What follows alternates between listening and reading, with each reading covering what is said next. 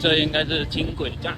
中期承建越南河内轻轨安全运营700余天，摩托车王国迈入绿色出行新时代。越南河内轻轨已成为当地一条亮丽风景线，熙熙攘攘的车站，呼啸而过的列车，又给了几千越南盾小费越南小哥。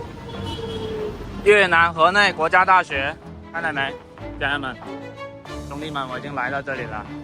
然后它就在这个中国援建越南的这个轻轨站这里，轻轨站门口就是轻轨站。20万在越南河内大学买了2杯柠檬水